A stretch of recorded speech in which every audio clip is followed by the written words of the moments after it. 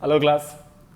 देखिए आज जो हम डिस्कस करने जा रहे हैं केमिस्ट्री का बड़ा ही बेसिक कॉन्सेप्ट होता है बच्चों कि सबसे पहले आप लोगों को फर्स्ट चैप्टर में जो सब बेसिक कॉन्सेप्ट ऑफ केमिस्ट्री है उसके किसी भी न्यूमेरिकल को अटेम्प्ट करने के लिए सबसे बेसिक चीज़ बच्चों 9th क्लास में आपने पढ़ा है वो है मोल कंसेप्ट।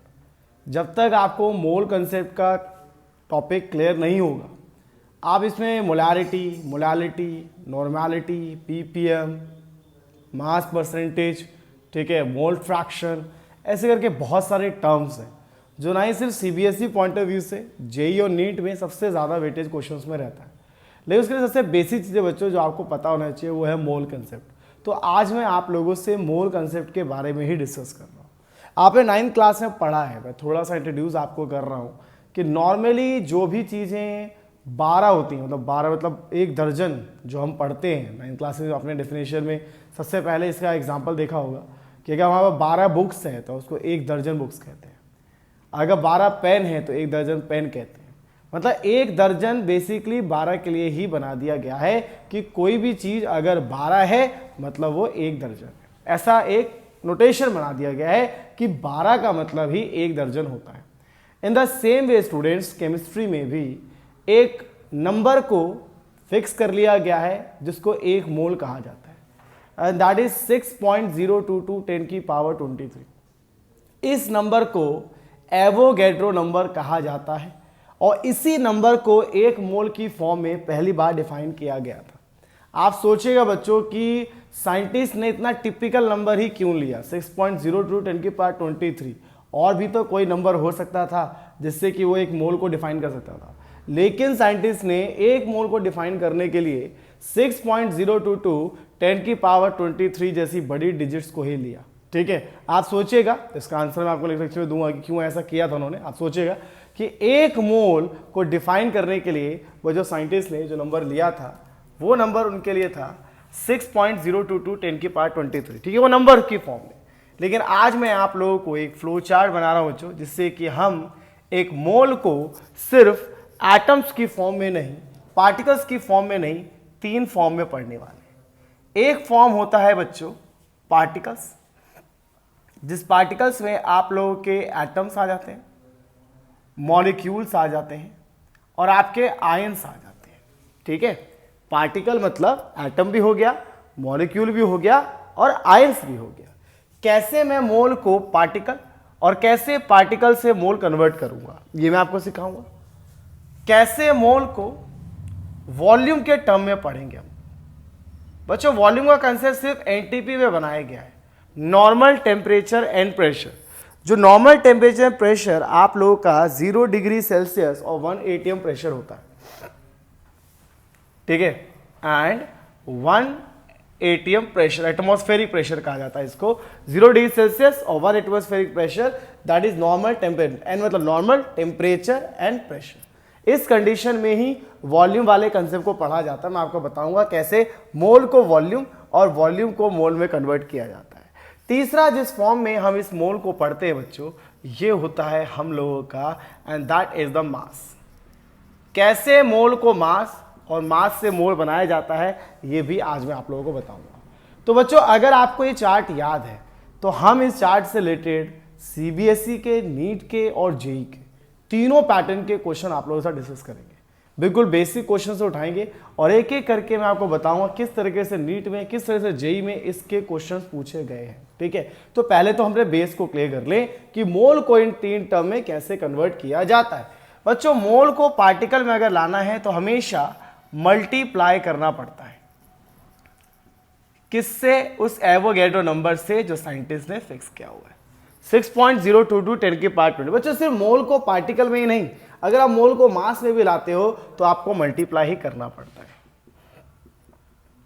बट टर्म अलग होती है। यहां मोल और मास से करना पड़ता है। बच्चों मोल को वॉल्यूम में लाते हो तब भी आपको मल्टीप्लाई ही करना पड़ता है। किससे? 22.4 लीटर से। ठीक है, मतलब बच्चे याद ही कर लेते हैं मोल से जब भी बाहर निकलेंगे चाहे पार्टिकल चाहे मास या वॉल्यूम तो हम मल्टीप्लाई ही करेंगे और बच्चों अगर वापस आएंगे तो डिवाइड करेंगे। और डिवाइड किससे करेंगे? उसी नंबर से जिससे कि आपने उसको मल्टीप्लाई किया था।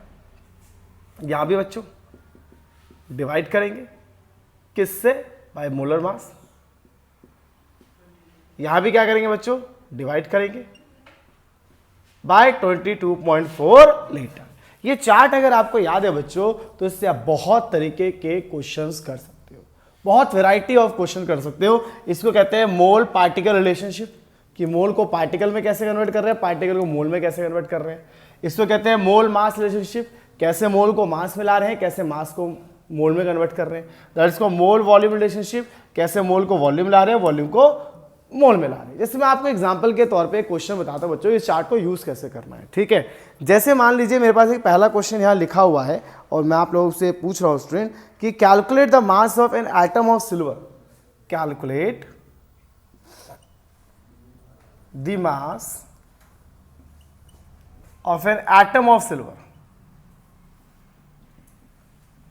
और सिल्वर का एटॉमिक मास 108 ग्राम होता है बच्चों, ठीक है। अब आपको ये बताऊंगा बच्चों ग्राम क्या होता है, ग्राम अलग चीज है, इससे आगे यू लगा देंगे तो एटॉमिक मास रीड हो जाएगा। मोलर मास क्या है, मॉलिक्यूलर मास क्या है, एटॉमिक मास क्या है, रिलेटिव एटॉमिक मास क्या है, 4-5 तरीके का मास ही है बच्चों, ठीक है। अगर डेप्थ में पढ़ रहे हैं तो अच्छे से ही पढ़ेंगे, मैं आपको उसका भी लेक्चर प्रोवाइड कराऊंगा। पहले मैं आपको इसको बेसिक चीज बताता हूँ कि इस फ्लो चार्ट को कैसे यूज करना है, ठीक है। Calculate the mass of an atom of silver, ठीक है। An atom of silver, an atom हो गया बच्चों एक एटम, मतलब एक एटम का आपसे मास पूछ रहा है, वो आपसे एक एटम का मास पूछ रहा है, वो एटम को मास से रिलेट करने के लिए कह रहा है। कोई बात नहीं, गाड़ी यहां पे है और यहां पहुंचानी है, एटम पर है, मास पर लानी है। चलिए रास्ता बताता है कि पहले डिवाइड कर दो, कितना एटम है? एक, तो डिवाइड कर दो। डिवाइड कर दिया, पहुंच गए मोल पे। फिर ये पाथ बताता है कि यहां नहीं, यहां से जाओ, मल्टीप्लाई बाय मोलर मास। खत्म क्वेश्चन। देखो बच्चा 9th क्लास का क्वेश्चन तो इससे सेकेंडों में खत्म हो जाएगा। इवन 11th क्लास के बहुत से क्वेश्चन बेसिक जो हैं वो सेकंड्स भी ले लेंगे और आप उसको एंड कर जाएंगे। बहुत बेसिक क्वेश्चंस हैं क्योंकि जो भी मैं आपको करा रहा हूं। Calculate the mass of 1 atom of silver. 1 atom को मास में लाना है, पहले है डिवाइड फिर मल्टीप्लाई, हो गया बच्चों कन्वर्ट, सिंपल, ठीक है। जैसे और भी क्वेश्चंस है, मैं आपको पहले पूरा आपसे बच्चे फ्लो चार्ट्स को नोट डाउन कर लें, फिर मैं आपको यहां पे 5-6 क्वेश्चन एक साथ लिख करके ही सॉल्व करवाता हूं, ठीक है। देखो कुछ क्वेश्चंस मैंने यहाँ पे लिखे हुए, मैं आपको बताता हूँ किस तरीके से इस फ्लो चार्ट को यूज करके इन क्वेश्चन को सॉल्व करने वाला हूँ। पहले ही देखिए आप लोग बच्चों 7.8, देखो पहले पूछ रहा है कितने नंबर ऑफ मोल्स होंगे, मतलब आपसे मोल्स पूछ रहा है, देखते हैं क्या गिवन है आपको। 7.85 ग्राम ऑफ आयरन, आपके पास मास गिवन है, gram is a unit of the mass, आपको मास गिवन है, वो आपसे मोल पूछ रहा है। आप पाथ देखिए क्या, वो कह रहा है डिवाइड कीजिए मोलर मास, सिंपल सा क्वेश्चन बच्चों, ठीक है। पहले आप लिखिए कि आपको गिवन क्या है, आपको गिवन है, यहां लिख देते साथ साथ 7.85 ग्राम ऑफ आयरन, ये गिवन है, ठीक है। और इसको किस में कन्वर्ट करना है? मोल्स में। तो मोल्स में कन्वर्ट करने का सिंपल तरीका क्या है बच्चों? मास को डिवाइड करना है किससे? Molar mass. तो मोलर मास साइड में लिखा ही हुआ है, तो ग्राम ऑफ आयरन है। अगर इस ग्राम को हम लोग डिवाइड कर देते हैं, मतलब इस ग्राम को अगर डिवाइड कर देते हैं किससे? 55.8 से, तो ग्राम अपने आप ही आगे क्या लिख जाएगा? मोल लिख जाएगा, ठीक है। ध्यान रखिए यहां ग्राम लिखा हुआ था, मास लिखा हुआ था, उस मास को जैसे ही डिवाइड कर देंगे तो अपने आप ही मोल बन जाएगा, तब आप उसका ये ग्राम नहीं लिख सकते, फिर आप मोल लिखेंगे। अब यहां देखिए 4.68 ग्राम ऑफ सिलिकॉन है, 4.68 ग्राम ऑफ सिलिकॉन है, ठीक है। ये ग्राम है, मुझे मोल लाना है, तो डिवाइड कर देंगे किससे? 28.1 से। तो जैसे आप 4.68 को 28.8 से डिवाइड, ये ग्राम नहीं बना, ये ग्राम क्या बन चुका है? मोल बन चुका है, ठीक है। अब जैसे 65.6 ग्राम ऑफ कार्बन है, ठीक है, तो 65.6 ग्राम ऑफ कार्बन है बच्चों, तो ग्राम है। अगर मैं इसको 12 से डिवाइड कर दूं तो ग्राम हटा के क्या बन जाएगा? मोल बन जाएगा। मतलब ये बच्चों कि चार्ट में बोला गया है कि अगर मास को मोल बनाना है तो सिंपल सा आप डिवाइड कर दो किससे? मोलर मास से। लेकिन यहां देखिए बच्चों अगले पार्ट, वो आपसे पूछ रहा है कितना मॉलिक्यूल्स होगा 0.05 ग्राम ऑफ वाटर में, 0.05 ग्राम ऑफ वाटर।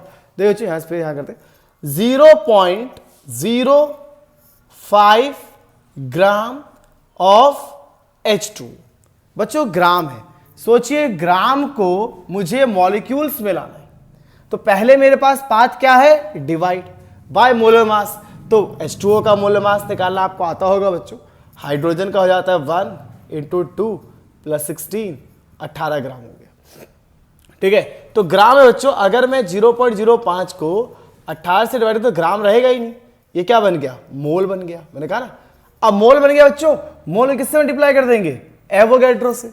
तो अब ये मोल नहीं रहेगा, 0.05 डिवाइड बाई 18 इंटू 6.022 10 की पावर 23। H2O क्या बोलते हैं, मॉलिक्यूल बोलते हैं। H2O is what, group of atom है ना, दिस इज व्हाट, मॉलिक्यूल। तो आगे हो जाएगा मॉलिक्यूल किसके, H2O के। ठीक है, तो देखिए कितना सिंपल तरीका रहा ना, ग्राम मोलर मास डिवाइड होते ही मोल बन जाता है, मोल मल्टीप्लाई होते ही मॉलिक्यूल बन जाता है। अच्छा, मॉलिक्यूल के अंदर क्या होता है, एटम। खैर पूछा नहीं है उसने, अगर मान लीजिए पूछा होता कि बताइए इसके अंदर कितने हाइड्रोजन एटम है, नंबर ऑफ हाइड्रोजन एटम, तो सोचिए बच्चों कि मेरे पास H2O एक मॉलिक्यूल है, तो एक मॉलिक्यूल में कितना हाइड्रोजन एटम है, 2। एक H2O, मेरे पास अगर एक H2O मॉलिक्यूल है, एक मॉलिक्यूल है ये, तो इसमें कितना हाइड्रोजन है, 2। और एक क्या है, ऑक्सीजन। अगर एक मॉलिक्यूल H2O है तो उसमें 2 हाइड्रोजन है और एक ऑक्सीजन है। ये क्या निकाला आपने, मॉलिक्यूल्स निकाले, किसके, वाटर के। अगर मुझे नंबर ऑफ हाइड्रोजन पूछा जाता है तो इतना मेरे पास क्या है, इतना मेरे पास वाटर का मॉलिक्यूल है। तो अगर इतने मॉलिक्यूल को 2 से मल्टीप्लाई कर देंगे तो क्या आ जाएगा, हाइड्रोजन एटम आ जाएगा। क्योंकि देखिए ना बच्चों, इसके एक मॉलिक्यूल में 2 हाइड्रोजन एटम है, तो इतने मॉलिक्यूल में कितना होगा, इंटू 2 होगा। अगर एक मॉलिक्यूल H2O में 2 हाइड्रोजन एटम है तो इतने मॉलिक्यूल में इंटू 2 हो जाएगा। अगर मान लीजिए पूछा होता कि नहीं बताइए नंबर ऑफ ऑक्सीजन एटम कितना होगा, तो ऑक्सीजन एटम कितना है इसमें, एक, मतलब इसके एक मॉलिक्यूल में एक ऑक्सीजन है, इतने मॉलिक्यूल में कितना होगा, इतना ही होगा बच्चों, 0.05 बाई 18 इंटू एवोगैड्रो। ठीक है, चलिए मैं इसको और थोड़ा डिफाइन करता हूं आपको।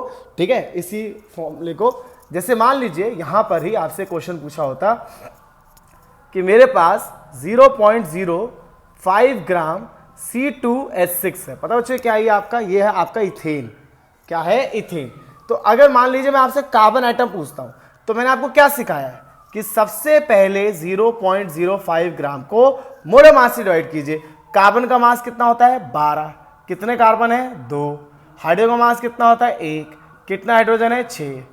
24 प्लस 6 कितना हो गया बच्चों, 30। ठीक है, तो 30 से डिवाइड करते ग्राम रहा कि मोल बन गया बच्चों, ये मोल बन गया किसका, इथेन का। अब अगर मैं इसको, मोल है, एवोगैड्रो से मल्टीप्लाई करता हूं 6.022 10 की पावर 23, तो ये क्या है, मॉलिक्यूल है, ये मॉलिक्यूल बन गया। अब मैं आपसे पूछता हूं नंबर ऑफ कार्बन आइटम बताओ कितने हैं, तो कार्बन आइटम बच्चों इसके एक मॉलिक्यूल कितने हैं, 2। तो इतने मॉलिक्यूल में कितने हो जाएंगे, 0.05 बाई 30 इंटू 6.022 10 की पावर 23 इंटू 2 हो जाएगा। ठीक है, अगर हाइड्रोजन आइटम पूछता तो क्या हो जाता, इंटू 6 हो जाता। इज दैट क्लियर बच्चों, इसका एक मॉलिक्यूल में 2 हाइड्रोजन कार्बन आइटम है, तो इतने में कितना हो जाएंगे, इंटू 2 हो जाएगा। ठीक है, तो ध्यान रखिएगा बच्चों, मास था, मोलर मास से डिवाइड किया, मोल बना, इनटू एवोगैड्रो किया, मॉलिक्यूल बना, फिर मॉलिक्यूल को मल्टीप्लाई करेंगे तो क्या आ जाएगा बच्चों, आपका एटम आ जाएगा, क्योंकि मॉलिक्यूल के अंदर एटम होता है। ऐसे बहुत ट्रिकी क्वेश्चन है बच्चों, ऐसे बहुत ट्रिकी क्वेश्चन है। अभी मोल कॉन्सेप्ट हमने आज सिर्फ बेसिक उसका डिस्कस किया है, अभी तो मोल कॉन्सेप्ट बहुत गहराई में बच्चों। अभी हम लोगों को पढ़ना है, यू लिखा होता है तो क्या होता है, जी लिखा होता है क्या होता है, यू अलग चीज़ है बच्चों, जी अलग चीज़ है। उससे रिलेटेड भी आपकी एनसीईआरटी तक में क्वेश्चन हैं और जे वगैरह में से काफ़ी क्वेश्चन पूछे जाते हैं। ठीक है, तो मेरे ख्याल से आप लोगों को आज की क्लास का पढ़ाया गया मोल कॉन्सेप्ट आप लोगों को क्लियर होगा। इसके अगली क्लास में, क्योंकि आज आपको सिर्फ बेसिक चीज़ें कराई गई है, नेक्स्ट क्लास में से रिलेटेड बहुत सारे न्यूमेरिकल्स कराए, पूरा एक लेक्चर जो है वो मोल कॉन्सेप्ट के न्यूमेरिकल का ही रहेगा। ठीक है बच्चों, तो मिलते हैं नेक्स्ट क्लास में।